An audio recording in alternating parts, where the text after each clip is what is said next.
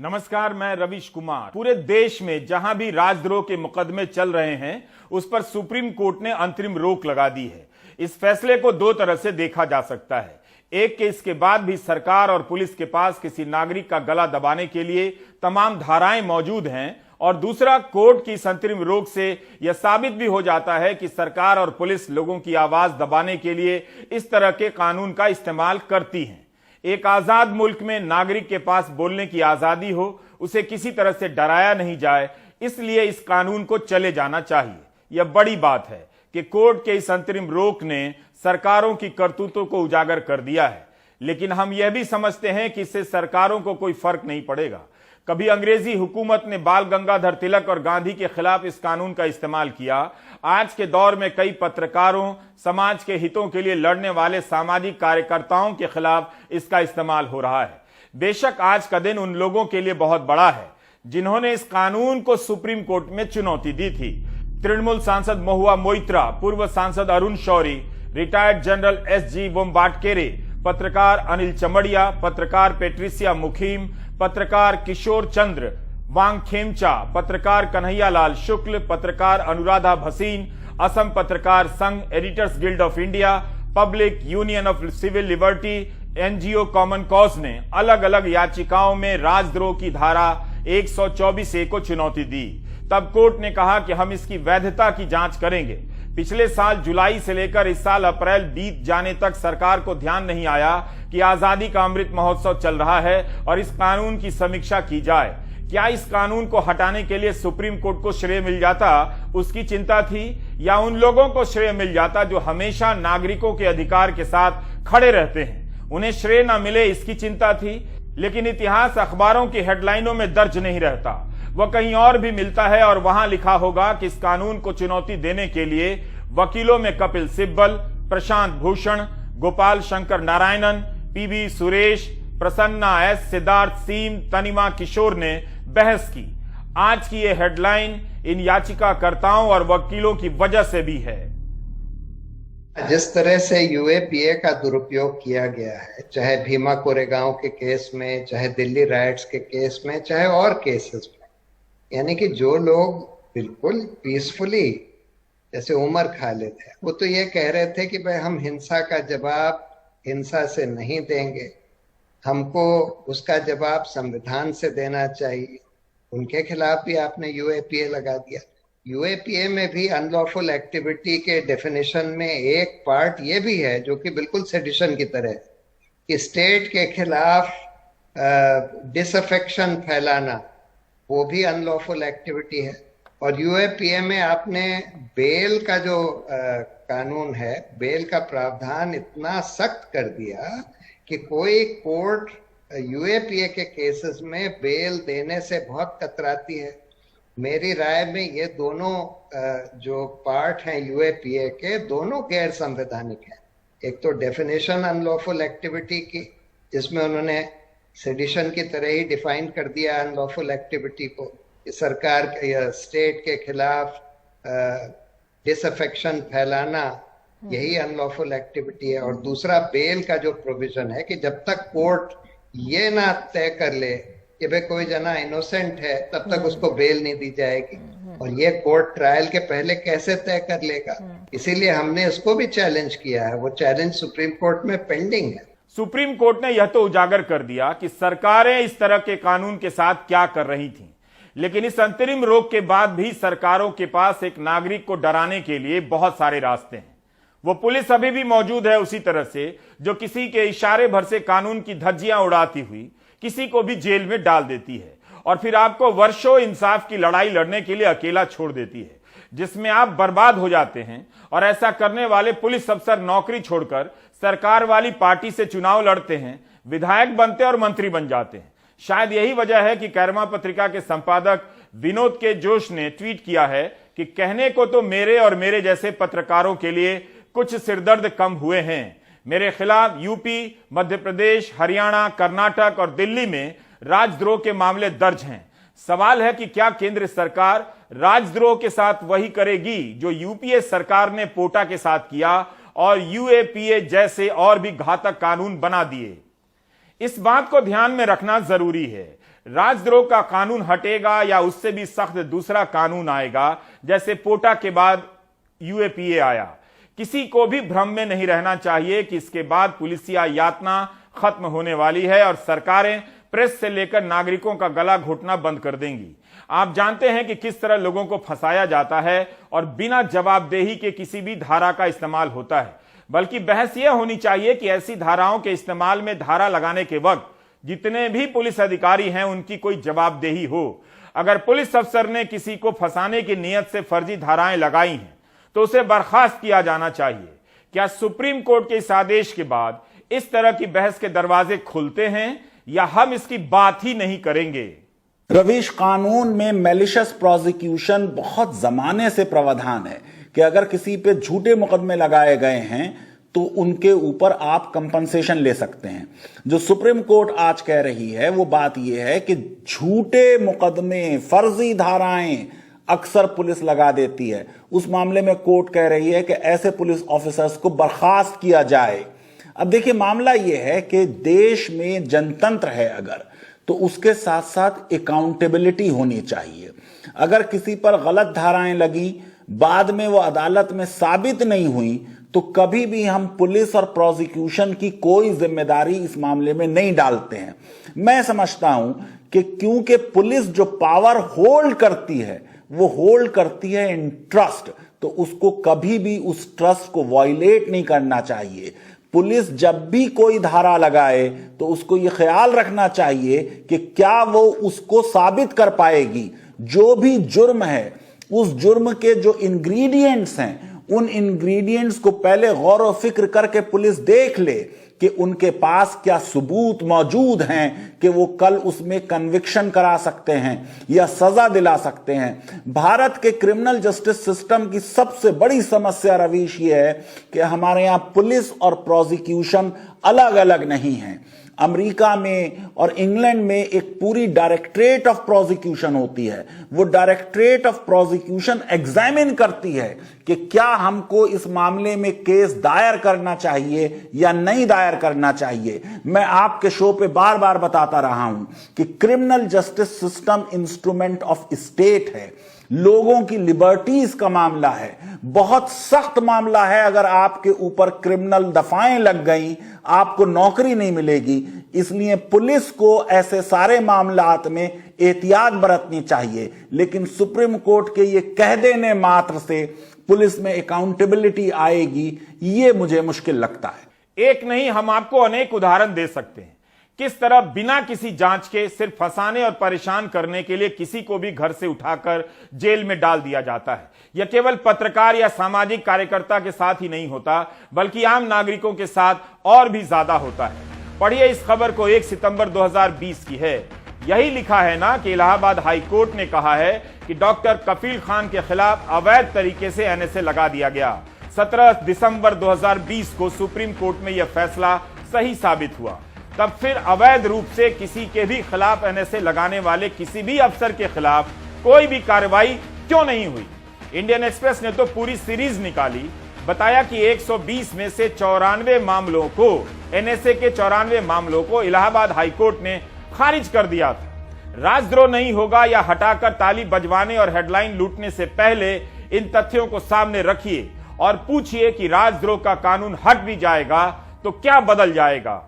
इस कानून को लेकर जब सुनवाई चल रही थी तब बहस के दौरान सुप्रीम कोर्ट की टिप्पणियों से उसकी नीयत का भी पता चल रहा था। अदालत बार बार साफ कर रही थी कि इसका इस्तेमाल गला घोटने के लिए किया जा रहा है। कांग्रेस पार्टी ने 2019 के घोषणा पत्र में यह लिखा था कि सरकार में आने पर राजद्रोह की धारा 124 से समाप्त कर देंगे। तब प्रधानमंत्री नरेंद्र मोदी ने कांग्रेस के इस कदम की आलोचना भी की। भाइयों और बहनों, इतना ही नहीं, कांग्रेस ने देश में अलगाववाद बढ़ाने के लिए, हिंसा को प्रोत्साहन देने के लिए, देश को गाली देने वालों को प्रोत्साहन देने के लिए भी एक योजना बनाई है।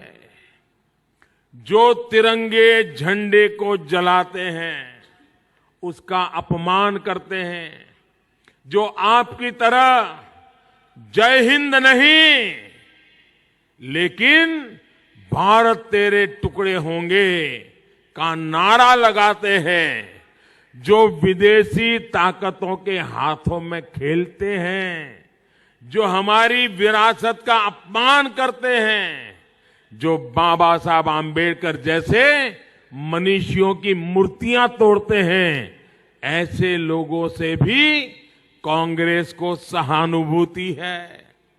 जो भारत के संविधान को, भारत के कानून के दायरे को नहीं मानते, ऐसे लोगों के खिलाफ देशद्रोह का जो कानून देश में है उसको खत्म करने का वादा ये कांग्रेस पार्टी ने किया है। आप मुझे बताइए, क्या देशद्रोह करने वालों को सजा मिलनी चाहिए कि नहीं मिलनी चाहिए? वैसे राजस्थान सरकार ने भी 124A की धारा का इस्तेमाल किया है। लंबे समय तक केंद्र सरकार इसी लाइन पर सुप्रीम कोर्ट में पक्ष रखती रही।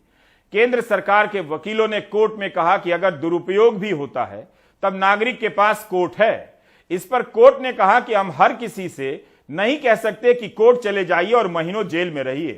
तब जाकर केंद्र ने कहा कि वह कानून की समीक्षा के लिए तैयार है, क्योंकि इस समय आजादी का अमृत महोत्सव चल रहा है। आजादी का अमृत महोत्सव पिछले साल 12 मार्च के दिन शुरू हुआ था, जो वेबसाइट पर जानकारी दी गई है। इस केस की सुनवाई जुलाई से शुरू हुई थी पिछले साल, और हाल तक केंद्र सरकार राजद्रोह कानून को चुनौती देने की याचिका का विरोध करती नजर आ रही थी। अच्छी बात है कि सरकार ने अपना रुख बदला है, लेकिन क्या दूसरे कानूनों के इस्तेमाल के बारे में उसका तरीका बदल जाएगा? A clear-cut message has gone today to suppressors and subjugators of public opinion, of dissent, of everyone who criticizes the autocratic and dictatorial rulers and their policy, that you can no longer suppress the voice of truth, suppress the voice of dissent. सरकार जो है निरंतर रूप से, मोदी जी की सरकार इस प्रयास में रहती है कि भारतीयों का फायदा हो, आगे देश बढ़े। इस बात को जब हलफनामे में रखा गया तो माननीय सुप्रीम कोर्ट ने उसे स्वीकार किया है इस बात को। साथ ही साथ यह आदेश दिया है कि और नए केस ऐसे दर्ज ना हो और पुराने जो हैं वहीं के वहीं कुछ दिन के लिए रुक जाए, जब तक ये पूरा विषय देखा जाए। कानून मंत्री किरण रिजिजू ने कहा कि कोर्ट को सरकार का सम्मान करना चाहिए। हम कोर्ट का सम्मान करते हैं, हम दोनों के बीच स्पष्ट सीमाएं हैं और किसी को भी लक्ष्मण रेखा पार नहीं करनी चाहिए। पत्रकार पूछते रहे कि क्या आप यह कह रहे हैं कि अदालत का फैसला सही नहीं है? इस पर मंत्री जी ने कुछ नहीं कहा, लेकिन राहुल गांधी के ट्वीट के जवाब में उनके ट्वीट से साफ हो गया कि कानून मंत्री के तौर पर वे आज के आदेश के बारे में क्या सोच रहे हैं।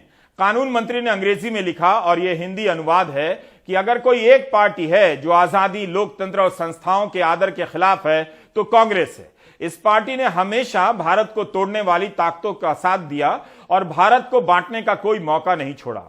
राहुल गांधी ने अपने ट्वीट में लिखा था कि सच बोलना देशभक्ति है, देशद्रोह नहीं। सच कहना देश प्रेम है, देशद्रोह नहीं। सच सुनना राजधर्म है, सच कुचलना राजहट है, डरो मत। सुप्रीम कोर्ट को इसका श्रेय तो मिलना चाहिए कि पुलिसिया और सरकारी यातना के एक हथियार पर चोट पहुंची है, लेकिन यह बात मत भूलिए कि कुछ बदलने वाला नहीं है।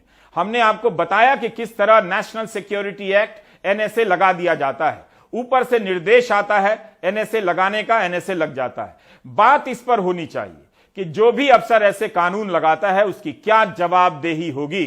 हम आपको एक और उदाहरण देना चाहते हैं। पिछले साल मार्च के महीने में हमने आपको प्राइम टाइम में दिखाया था कि किस तरह से सूरत में सिमी के एक सेमिनार में शामिल होने वाले 127 लोगों पर यूएपीए की धाराएं लगा दी गईं।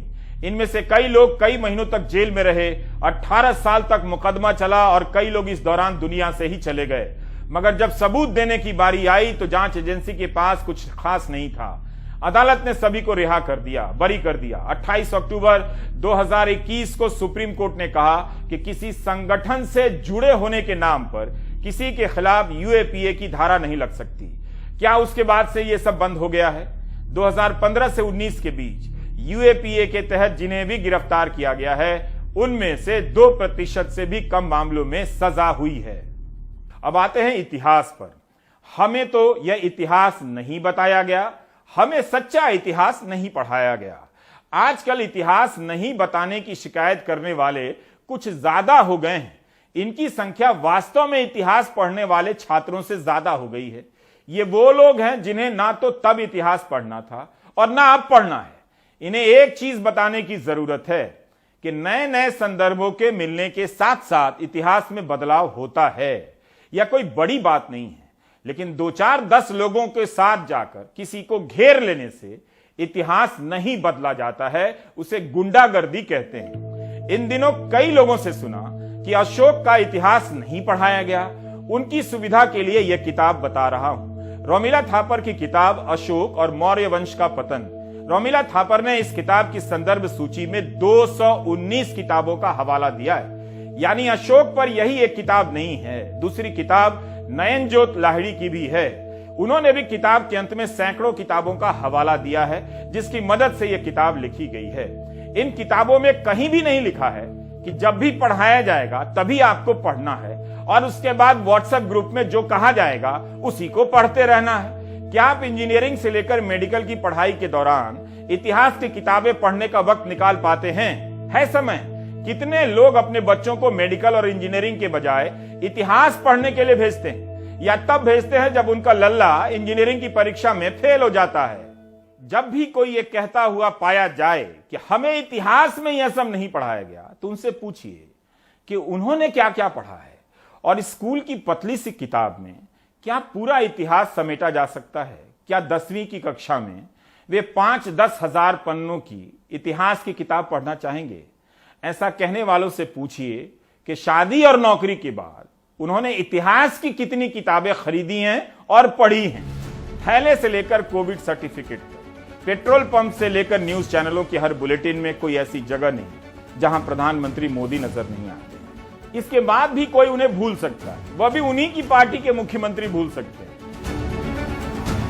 प्रधानमंत्री अमित शाह और आमार आदरर गृहमंत्री नरेंद्र मोदी और भारतीय जनता पार्टीर राष्ट्रीय सभापति JP नड्डा डांगरियाक धन्यवाद और अभिनंदन जनाइछु। जुबान फिसल जाती है, इसे बहुत ज्यादा महत्व मत दीजिए, लेकिन हमारा सवाल इतिहास के संदर्भ से है। ऐसा कोई दिन नहीं आता जब इतिहास को लेकर कोई दावा करने ऐतिहासिक इमारतों के बाहर नहीं पहुंच जाता है।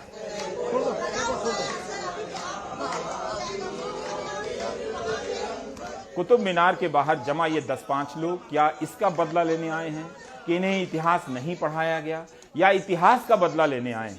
भारत में सबसे अधिक पत्रकार अगर किसी शहर में हैं तो वो दिल्ली में है, और वहां भी इस तरह के संगठनों के बारे में, इन सदस्यों के बारे में कोई डिटेल जानकारी कहीं नहीं छपी है। ना किसी ने पता लगाने का प्रयास किया है कि ये कौन लोग हैं, इन्हें इतिहास नहीं पढ़ाया गया तो कहां से ये इतिहास पढ़कर आ गए हैं। मीडिया में ये सभी जिस संगठन के बारे में बताए जा रहे हैं उसका नाम यूनाइटेड हिंदू फ्रंट है। इस फ्रंट का काम दुनिया भर के हिंदुओं को एक करना है। 2012 से ही ट्विटर अकाउंट है, लेकिन इस पते पर दुनिया भर से मात्र 492 फॉलोअर ही एकजुट हो सके हैं। वैसे इनके नेता का एक निजी अकाउंट है जिस पर 49,000 फॉलोअर हैं। खुद को भारतीय जनता पार्टी का वरिष्ठ नेता बताते हैं और लोनी से विधायक जो हैं बीजेपी के, इन्हें फॉलो भी करते हैं। इस संगठन का नारा है सेवा, संघर्ष और सुरक्षा। वैसे तो इस देश में नागरिकों की सुरक्षा के लिए पुलिस, थाने, कोर्ट और सेना है, लेकिन ये संगठन भी सुरक्षा देने का काम कर रहे हैं। मंगलवार के प्रदर्शन के बाद इनके नेता का कई चैनलों पर इंटरव्यू चलता रहा, ये डिबेट में हिस्सा लेते रहे।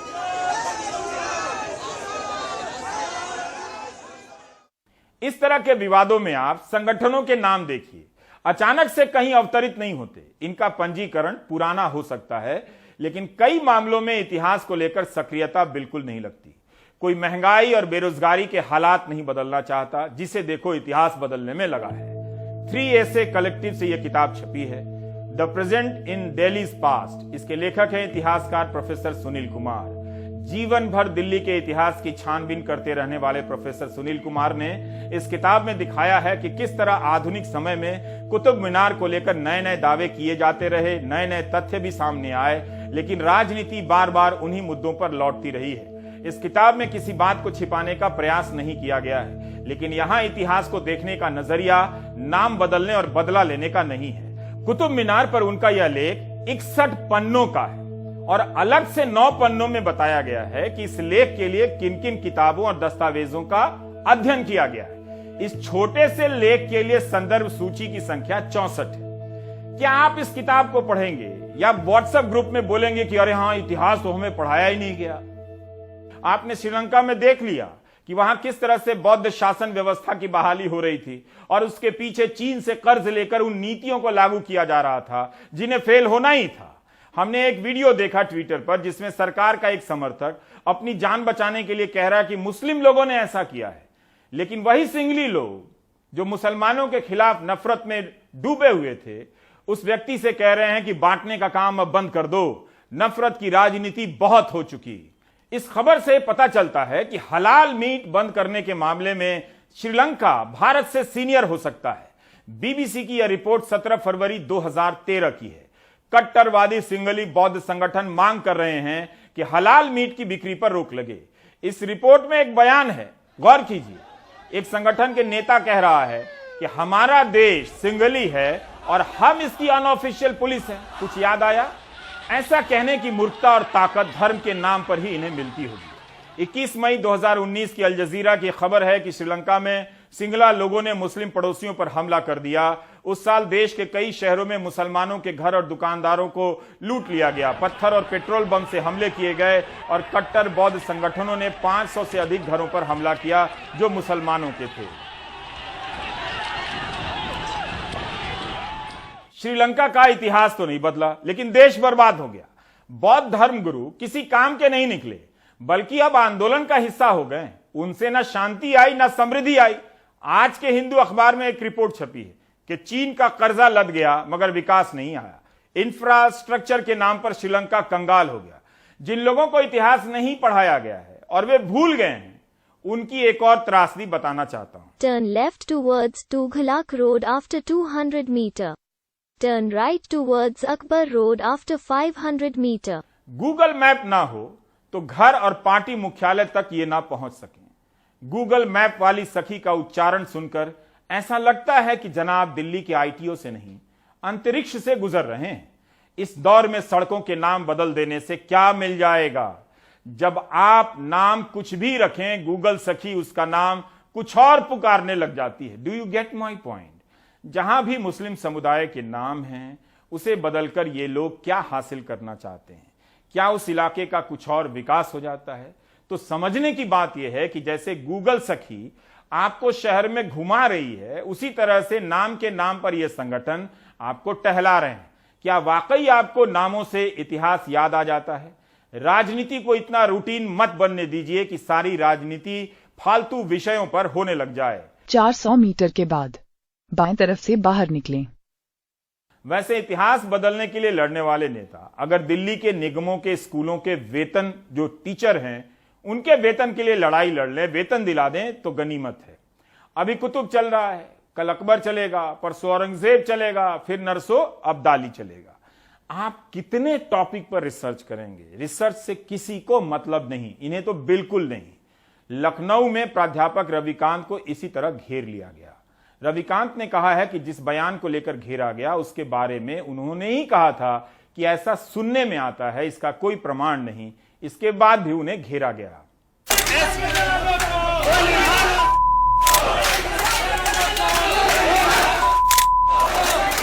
लखनऊ यूनिवर्सिटी में मंगलवार को हिंदी विभाग के प्रोफेसर रविकांत चंदन के खिलाफ एबीवीपी के छात्रों की ये भड़काऊ और आपत्तिजनक नारेबाजी।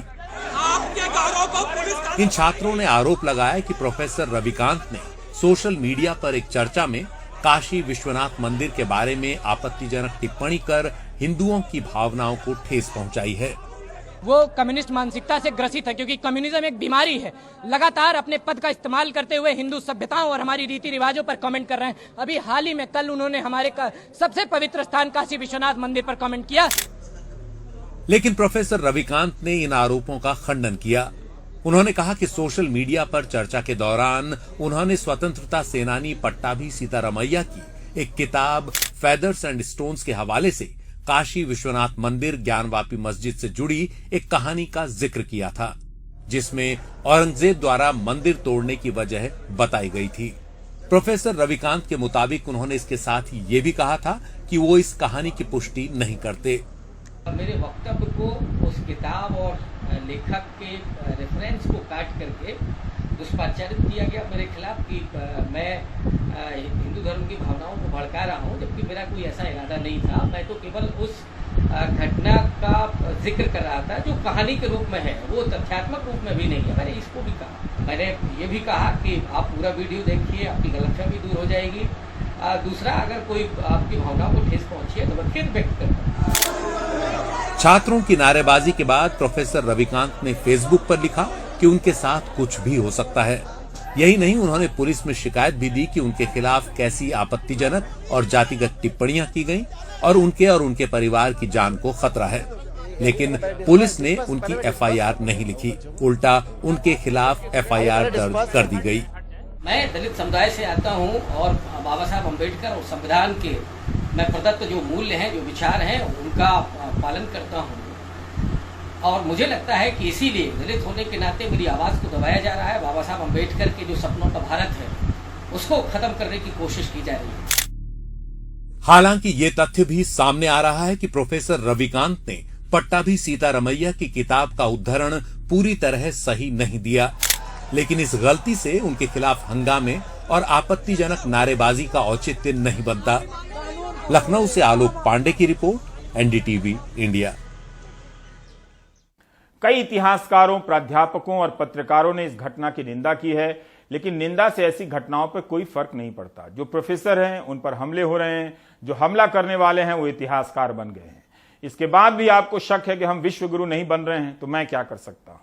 मध्य प्रदेश में गेहूं की सरकारी खरीद इस बार बहुत कम रही है। जिन किसानों ने निजी कारोबारियों को गेहूं बेचे हैं उन्हें पैसे तो मिल गए, लेकिन जिन्होंने सरकारी समितियों को बेचे हैं वे 1.5 महीने से पेमेंट का इंतजार कर रहे हैं।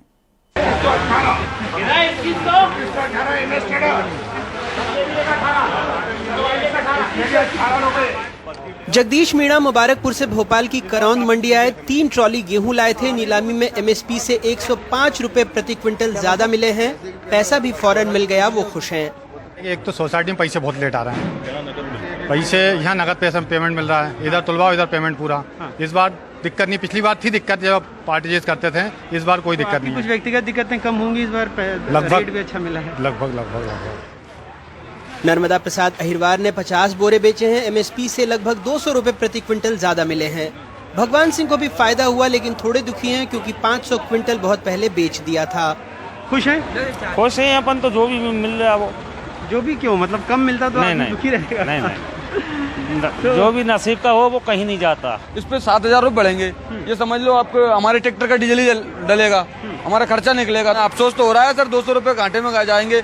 500 क्विंटल पीसी बेची है तो 1 लाख रुपए घाटा पड़ा है। कारोबारी कह रहे हैं बम्पर आमद है, किसान खुश हैं। सरकार ने कृषि टैक्स की भी छूट दी है।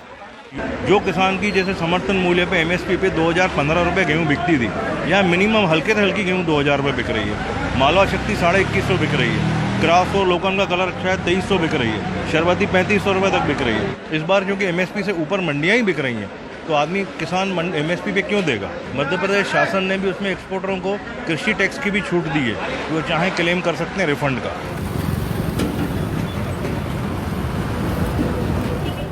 लेकिन महुआ खेड़ा से आए राधू सिंह मीणा को करौंद मंडी में तो अच्छा भाव मिल गया।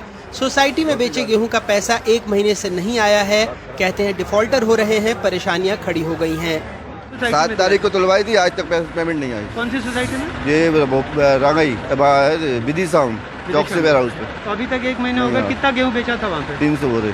300 बोरे। और यहाँ क्या कितना माल लाए? यहाँ तो 50 बोरा हुआ था, आज तक पेमेंट नहीं आई। उधारी वाले परेशान कर रहे हैं। कई सारे आपके साथियों का पेमेंट नहीं आया, किसी का नहीं आया।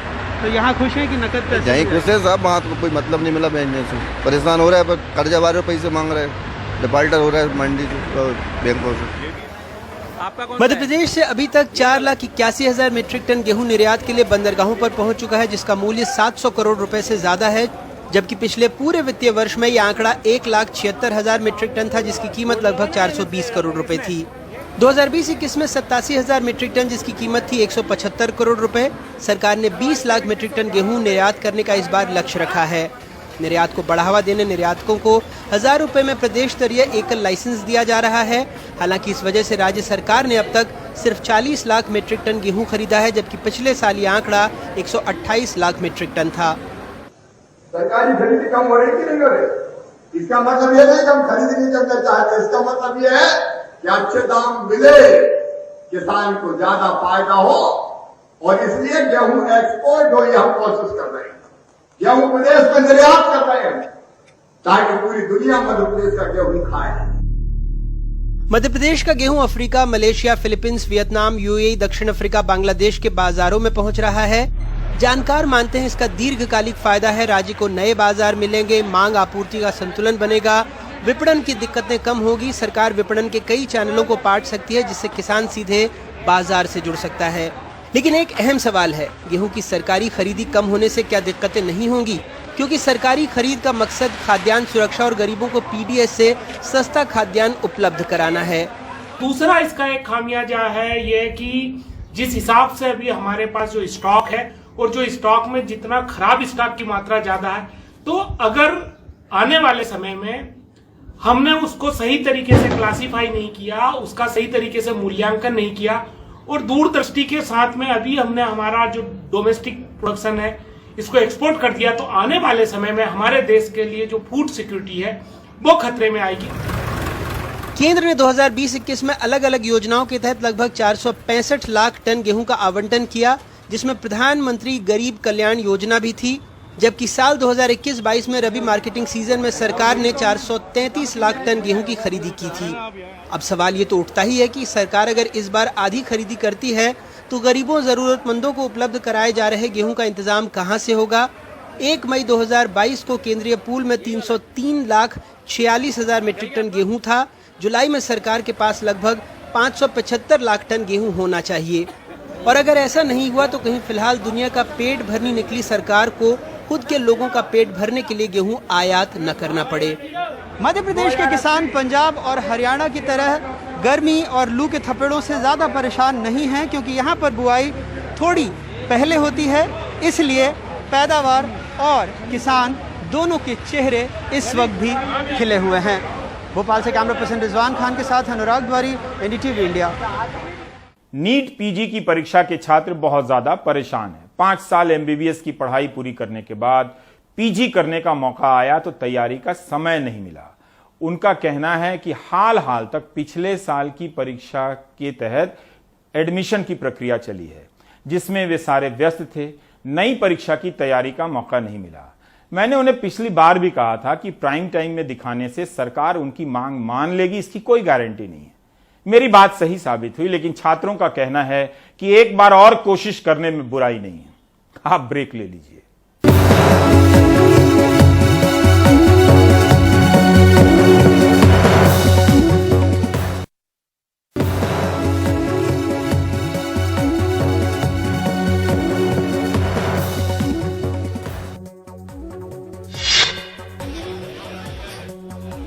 ज्ञानवापी मस्जिद और श्रृंगार गौरी मंदिर मामले में वाराणसी की जिला अदालत ने 3 दिन चली बहस के बाद अपना फैसला सुरक्षित रख लिया है। 2021 में 5 महिलाओं ने ज्ञानवापी मस्जिद में श्रृंगार गौरी मंदिर होने का दावा करते हुए वहां रोज दर्शन और पूजा पाठ की इजाजत की मांग से जुड़ी याचिका दी थी। 26 अप्रैल को अदालत ने सर्वे के लिए एक एडवोकेट कमिश्नर नियुक्त किया। उन्हें ईद के बाद 3 दिन में जांच पूरी करनी थी और 10 मई को नतीजा अदालत में रखना था।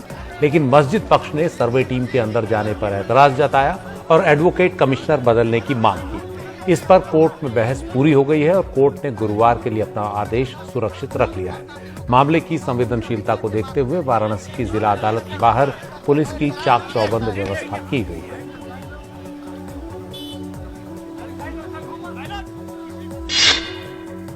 भयानक आर्थिक संकट से जूझ रहे श्रीलंका में अब टैंक और बख्तरबंद गाड़ियां सड़कों पर नजर आ रही हैं। श्रीलंका में लगातार चल रहे सरकार विरोधी प्रदर्शनों को देखते हुए वहां की सरकार ने हिंसक प्रदर्शनकारियों को देखते ही गोली मारने के आदेश दे दिए हैं। सरकार के इस आदेश के बावजूद श्रीलंका के कई इलाकों में हिंसक प्रदर्शनों और आगजनी की घटनाएं सामने आ रही हैं। कोलंबो के करीब कई दुकानों को जला दिया गया। इससे पहले पूर्व प्रधानमंत्री महिंदा राजपक्षे के बेटे के रिजॉर्ट को भी प्रदर्शनकारियों ने आग लगा दी थी।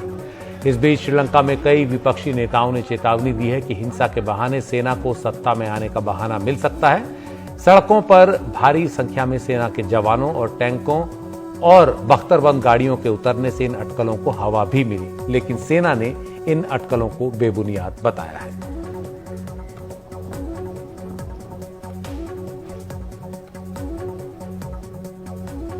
आप देख रहे थे प्राइम टाइम। नमस्कार।